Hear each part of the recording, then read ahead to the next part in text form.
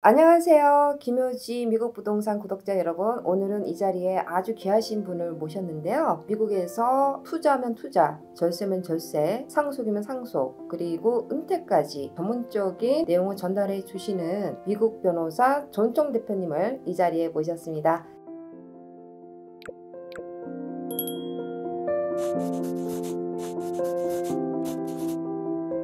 거의 20여 년 동안 실무적인 법률, 세무, 자산관리 전문적인 상담을 이제 투자자분들과 어떻게 하는지 원하시는 분들하고 상담을 많이 해 오셨던 전략적인 책인 것 같은데요. 제목도 보니까 미국 자산관리 성공 전략이라고 되어 있더라고요. 자, 근데 배경이 궁금해요. 존청 변호사님의 그 이력은 너무나 잘 알고 있어서 대강 어떤 내용을 다룰 것이라는 생각은 좀 있었는데, 이렇게 미국 자산관리 성공 전략을 집필하게 된 배경이 좀 궁금했고요. 특히 뭐 부동산, 세금 뗄래야 뗄 수가 없는데 그러한 고민에 대한 해답이 온전히 담겨진 책이 아닐까 하는 생각을 했었어요. 아시는 분 아시다시피 제가 유튜브 채널을 운영하면서 굉장히 감사하고, 그리고 그걸 통해서 나름의 많은 정보를 계속해서 올리고 전달하고 있는데, 지금은 이 영상 수가 2,000개가 넘었어요. 내용을 계속 올리는 건 좋은데 어떻게 하면 이걸 오거나이즈 할 수 있을까? 보시는 분들이 좋은 내용인 것 같은데 너무 많아서 어디서부터 시작해야 될지 모르겠다, 이런 말씀들을 해주시니 한 번은 정리하는 게 좋겠다. 책의 형태로 내가 다루는 내용들을 한번 정리하면 그것도 큰 의미가 있겠다라는 생각을 했고, 두 번째는 어떤 특정한 분야, 특정한 법 뭐 이런 쪽에 국한된 게 아니라, 제가 하는 일이 변호사로서 그 중에서도 세법, 텍스 플래닝, 그리고 파이낸셜 플래닝이라고 하는 것이 하나만 가지고 되는 게 아니더라. 그러니까 법을 적용하는 데 있어서는 그 적용 대상이 되는 금융 상품 또는 투자 상품이 있는 거잖아요. 뭐 부동산이면 부동산 대상이 있는 거다 보니까 이걸 반쪽짜리로 설명을 하는 게 아니라 전체를 묶어서 설명할 수 있다면 그게 더 독자들에게, 이걸 보시는 분들에게 더 와닿지 않을까라는 그런 생각을 했어요. 또 실제 이 커뮤니티에 도움이 되겠다라는 생각했고, 꼭 미국 교포들, 교민들만의 문제가 아니라 이 한국으로부터, 한국에서 미국 시장에 대한 관심, 미국 투자에 대한 관심, 미국 이주에 대한 관심, 그런 부분들을 책으로 같이 정리하면 역시 또 도움이 되겠다라는 그런 생각을 했죠. 목차를 보면서 저희 실제 미국 부동산 투자를 하시는 분들이 질문하시는 내용들이 좀 많이 있었던 것 같아요. 이 책 한 권이면 미국 부동산 투자는 물론이고 앞으로 미국에 관계되는 모든 투자와 절세, 은퇴까지 다 배울 수 있겠구나 하는 생각을 했었어요. 이번 출간 준비하시면서 가장 기억에 남는 순간이 있었을 것 같은데 한번 공유해 주시겠어요? 말씀처럼 이게 처음에는 욕심이 앞서다 보니까 이것도 써야 되는 거 아니야, 저것도 써야 되는 거 아니야 하다 보니까 책을 못 쓰겠더라고요. 오히려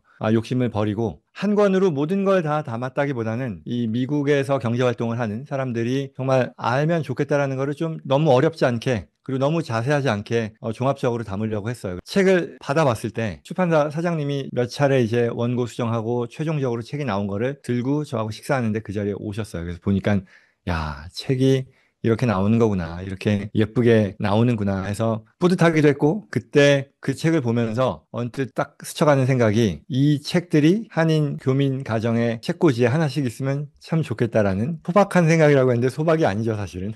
사실 저는 오랜 기간 그 활동을 하면서 실무적인 부분에서 반드시 뗄래야 뗄 수 없는 부분이 세금에 관련된 부분이었어요. 저 스스로도 많이 공부를 해야만 되는 그런 입장이었고, 모든 소득이 다 똑같지 않다. 책에서 이런 내용들이 다뤄질 것 같은데요. 저희가 항상 질문을 받는 게 뭐냐면은, 임대용 부동산을 갖고 있을 경우는 임대소득이 발생하고 자산이 증식돼서 임대용 부동산을 매각할 때는 엄청난 세금이 걱정이 되고, 돈을 많이 벌어도 걱정이 되고 많이 못 벌면 못 번 대로 걱정이 되는 그런 부분인 것 같은데요. 우리가 미국 부동산 투자를 할 때 반드시 알고 있어야 되는 그런 세금, 어떤 식으로 소득을 분류를 하고 거기에 합당한 절세 전략이 있을 것인지에 대한 질문이 먼저 앞서게 되더라고요. 우리가 절세가 뭐냐라고 얘기했을 때 너무 뻔한 얘기지만 세금을 줄인다. 그래, 줄이는데 뭘 어떻게 하는 게 줄이는 거고 어떤 노력이 결국은 절세로 이어지는 거야 라고 하면 이게 손에 딱 잡히지 않는다라는 거죠. 그래서 그걸 설명하는 것부터 시작하거든요. 앞서 말씀해 주신 모든 소득이 다 똑같지 않다라는 게 그 배경에서 나온 얘기인데, 결국 절세는 우리가 쉽게 얘기하는 소득세 절세를 얘기한다면, 거기서의 소득세라는 거는 내가 번 돈, 벌기 위해 내가 지출한 것들을 차감한 그 금액이 결국은 순소득일 텐데, 거기에 세율을 곱한 된다라는 거죠. 그래서 나오는 게 소득세인데, 소득세를 줄인다는 것은 풀어서 얘기하면 버는 돈을 줄이거나 그걸 위한 지출을 늘리거나라는 얘기가 돼버리거든요. 근데 그 말이 안 되잖아요. 내가 버는 돈을 마다한다라는 것이 말이 안 되니까. 결국 그러면 이게 어떻게 얘기가 바뀔 수 있냐면, 미국에서, 또는 미국뿐만 아니라 한국도 마찬가지겠습니다만, 소득이라고 했을 때 과세가 많이 되는 소득이 있고 그렇지 않은 소득이 있을 테니, 그 말은 결국 절세라고 했을 때 나의 소득의 구성을 과세가 덜 되는 그런 성격의 소득의 비중을 늘린다면 절세의 노력이 아니겠느냐라는 얘기를 하는 거죠. 부동산에 적용을 한다면 우리가 보통 소득세율의 적용이라는 면에 있어서 가장 안 좋은 게 근로소득 또는 사업소득이에요. 부동산 투자에서 나오는 뭐 양도소득 또는 임대소득은 그렇게 나쁘지 않아요. 세율도 근로소득, 사업소득보다 낮고 기타 소득세에 적용을 받지 않는다는 점에서 유리하다라는 거죠. 결국 그 말은 부동산 투자 왜 중요하냐라고 했을 때, 우리가 아주 예외적인 증여, 상속을 많이 받거나 아니면 복권 당첨이 됐거나 아니면 뭐 운에 기대지 않는 상태에서 열심히 일해서 소득을 늘리고 안정적인 이 현금 흐름을 만든다라고 했을 때에는 결국 시작점은 근로소득, 사업소득을 통해서 돈을 열심히 잘 벌어서 이 세율이 낮은 소득, 더 컨시스턴하게 나오는 그런 소득을 내는 자산을 구입하는 데 활용한다. 그게 결국은 절세뿐만이 아니라 이 투자에 있어서도 같이 맞물리는 얘기가 된다라는 거죠. 그래서 부동산 투자가 왜 중요하냐, 절세 면에서 과세율을 낮출 수 있게 해주는 그런 하나의 솔루션이 되기 때문이다라는, 책에서 또 얘기가 나와요. 모든 소득이 다 똑같지 않다라는 그런 내용도 있고, 그 다음으로 우리가 중요하게 생각하는 것은 소득세를 줄이는 것이 금년에 나오는 소득세를 줄이는 것만이 절세가 아니라 미래의 소득을 과세되지 않도록 하는 것 또한 절세의 노력이다라고 얘기하거든요. 그러면 부동산 투자와 관련해서도 내가 당장 버는 소득에 대한 과세를 늦출 수 있는 그런 방법들이 합법적으로 많이 있단 말이에요. 거기에는 임대소득, 매년 벌어들인 소득, 아까 세율이 낮다라고 했는데 심지어는 그 세율조차 적용되지 않도록 세금을 미룰 수 있단 말이죠. 그게 우리가 얘기하는 뭐 코스트 세그리게이션이다, 뭐 accelerate depreciation이다라고 해서 자산, 부동산 자산을 통해 감가상각 비용을 키움으로써 그 감가상각이 실제로는 내가 다른 데 지출한 게 아님에도 불구하고 부동산이라고 하는 자산을 취득한 것임에도 불구하고 나는 세법상 공제할 수 있는 굉장히 큰 금액을 확보하는 거고, 그걸 활용함으로써 세금을 줄인다라는 거죠. 그게 결국 절세에 있어서도 첫 번째, 모든 소득이 다 똑같지 않다와 두 번째, 현재의 소득세를 줄이는 것 또한 미래의 소득세를 줄이는 것이라는 것에 적용일 텐데, 결국 부동산 투자에 있어서 임대소득에 대한 과세를 미룰 수 있게 된다는 것, 그리고 여기서도 또 더 나가면 투자 부동산을 계속해서 우리는 불려나가고 또 팔고 또 재투자하고 할 텐데, 이때 활용할 수 있는 1031을 통해서 양도소득 역시 과세되지 않고 계속해서 미룰 수 있다는 거죠. 지금 얘기하는 부동산 투자를 통한 안정적인 현금 흐름 확보, 더 나아가 이러한 현금 흐름 확보에 있어서의 과세는 줄이고 또는 아예 없애고 미룬다라는 거죠. 이렇게 상세하게 설명된 책을 일반 사람들이 읽게 된다면 투자 방향성과 전략을 설정하는 데 있어서 상당한 도움이 될 뿐만 아니라 가속도가 붙지 않을까, 그런 생각을 좀 해봤습니다. 또 우리가 투자자들로부터 많이 받는 질문들 중에 하나죠. 우리가 투자금을 가지고 있는데 같은 투자금을 가지고 부동산 투자를 했을 때와 그렇지 않았을 때 어떤 차이가 있을까요? 라는 질문을 상당히 저도 많이 받아요. 내가 같은 종잣돈이 있을 때 부동산 투자를 하는 것과 그렇지 않았을 때 뭐 몇 년 뒤에 어떻게 상황이 바뀌느냐, 그 말씀을 하신 것 같은데요. 앞서 얘기했던 것을 좀 더 숫자를 써서 적용하는 게 될 텐데, 뭐 예를 들어 내가 100만 불을 벌었어요, 그 해. 근데 아무것도 안 하면 실제 뭐 100만 불의 소득세, 지역에 따라 다르긴 하겠지만 뭐 얼추 뭐 한 40% 나온다고 치죠. 그러면 남는 돈은 60만 불인 거잖아요. 그러면 그 60만 불이 5년 동안 이어진다 해도 300만 불, 뭐 당연히 어마어마하게 큰 금액이다 라고는 하겠으나, 실제로 내가 아무것도 안 했을 때는 100만 불씩 번 것에 대해서 세금 다 내고 나머지를 그냥 모은 5배 한 합이 될 텐데, 극단적인 사례입니다. 이건 당연히 뭐 그렇게 하지는 않겠죠. 그러나 비교를 위해 그걸 하나의 기준점으로 놓고 본다면, 부동산 투자를 했을 때에는 100만 불이라고 하는 내 소득을 써서 부동산에서는 레버리지 투자가 가능하니까요. 대출을 일으켜서 뭐 한 300만 불짜리 부동산을 산다는 거죠. 그렇게 함으로써 300만 불이라고 하는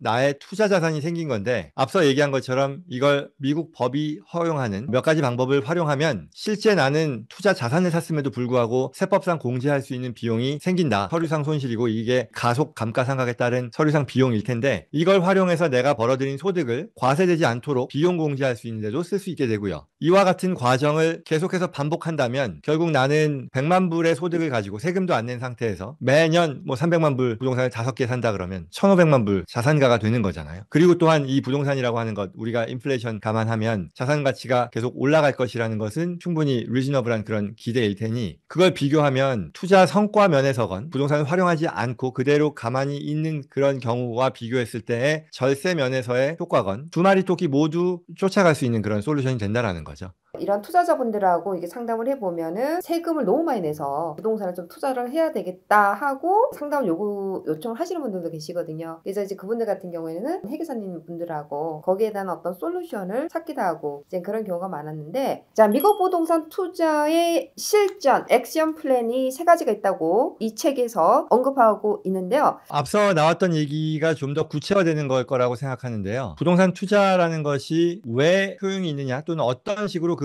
효용을 내가 실현하느냐일 텐데 처음에는요. 투자를 통해서 얻을 수 있는 게 뭐다? 서류상 손실이다. 왜? 감가상각이라는 게 있기 때문에. 그리고 이 감가상각은 누구에게만 주어진다? 투자 부동산을 투자한 임대부동산에 수익성 부동산에 투자한 사람들에게만 주어지는 합법적인 혜택이다. 그래서 이제 제가 강의에서도 얘기하고 책에서도 얘기하는 거지만 효용을 가장 극대화시켜서 활용한 사람이 유명인으로서는 도널드 트럼프 대통령이 있다. 왜? 결국 이거를 아주 단순화시킨다 그러면 엄청난 규모의 레버리지를 일으켜서 서류상 손실을 만들어내고 그걸 나의 부동산 소득 또는 다른 소득을 줄이는 데까지 활용했다라는 그런 컨셉이거든요. 물론 여기서 다른 소득까지 줄이는 데 활용하기 위해서는 추가로 필요한 조건들이 있습니다만 뭐 그런 것들을 감안하면 초반에 세금을 줄일 수 있는 그런 솔루션으로서 부동산 투자가 충분히 효과적인 솔루션이 될 수 있다라는 그런 부분이고요. 두 번째는 이런 생각을 하는 거죠. 그래, 이게 감가상각이라는 것 초반에 세금을 줄인다라는 말은 미래에 후반이 되면 다시 다 토해내야 되는 거 아니야? 라는 그런 생각 할 수 있단 말이죠. 근데 실제로는 그게 그렇지 않다. 왜냐하면 내가 나중에 해당 부동산을 팔았을 때 판 부동산으로부터의 매각 대금을 다른 투자 부동산을 사는데 쓰면 그러한 소득은 과세되지 않고 계속해서 나는 미룰 수 있다라는 거죠. 그러니 초반에 활용된 것이 후반으로 갈수록 어떤 동일한 부동산에 대해서 바로 토해내야 되는 그런 상황이 아니라 계속해서 이월할 수 있다라는 그런 얘기를 하는 것이고, 사실 재투자가 그렇게 어려운 얘기가 아닐 거라고 보는 게 좀 조심스러운 얘기일까요? 왜냐하면 내가 부동산을 투자하는 사람이라면 이게 자산 가치가 올라간다고 해서 그거를 다 꺼내서 내가 다른 걸 다 지출하고